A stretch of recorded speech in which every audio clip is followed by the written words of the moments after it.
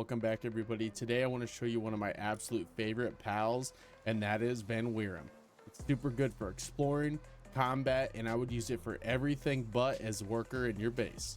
It is pretty good at transportation, but that's not super important to me, so I would stick to using it for combat and exploration. It's not super fast on its own, but if you pair it with a couple of passive abilities from other pals, it can actually be pretty quick. Alright, so let's cover some of the stats and what I've got from my Vanwyrm pal right now. The attack is up to 575, and that's because I put most of my pal souls into it. The defense is at 346, and the work speed is at 80 because I don't really care about that for this one. I ignore the suitability because I'm not using this for that one. And the passive skill, if you want, you could go ahead and kind of farm these and go through a bunch of them to see if you get favorable passive skills, but this one's okay, so I don't really worry about it too much. Then for the 3 active skills, I've got Ignis Blast, which recharges really fast. I like to use it when I'm farming small pals for stuff like pal fluid and leather, stuff like that. Then there's Ignis Breath, which is more of a continual flame that shoots out, but you got to be real close for this to hit them. Then you got the big boy, the Nightmare Ball.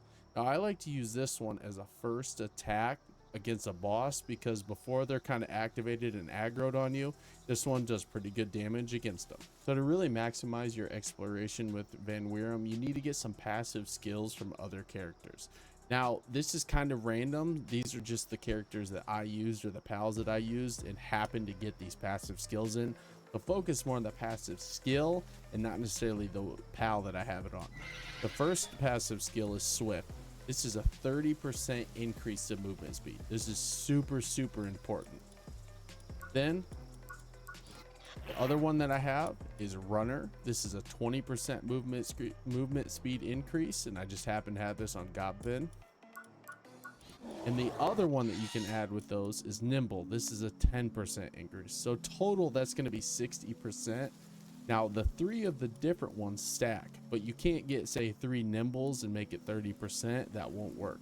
So I have 3 different pals to enhance this one, and then I have another attack pal, so that gives me 2 attack pals, and then 3 that I really just use for passives to kind of boost up my Vanwyrm's exploring capabilities. All right, now let's talk about a couple different ways that you can get this pal.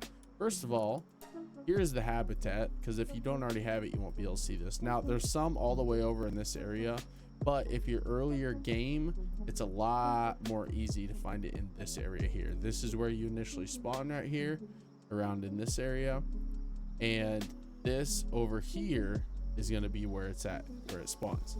Or you can get it from a merchant.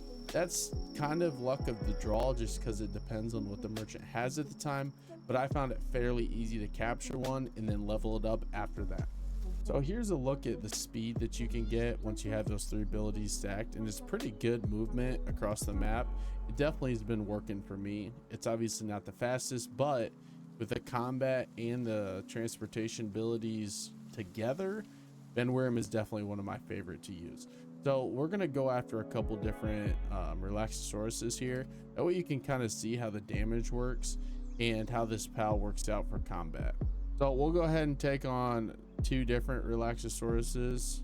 This is my favorite attack right here. If I hit it, yeah, I mean, look, it almost completely takes it down. Now I'm gonna go ahead and capture these because I like to capture them and then sell them, and they're a good source of high quality pal oil. This one, go ahead and hit this one, that one. Now this one you got to be real close. See how it barely hits it up here? You got to be much closer for this attack. But even your initial Ignis Blast, it recharges quick enough and it doesn't do the most damage, but if you're trying to capture them, it's a lot easier to kind of edge their damage down to the bottom. There you go. It really does do great damage, and the movement's good, so you can dodge attacks as well.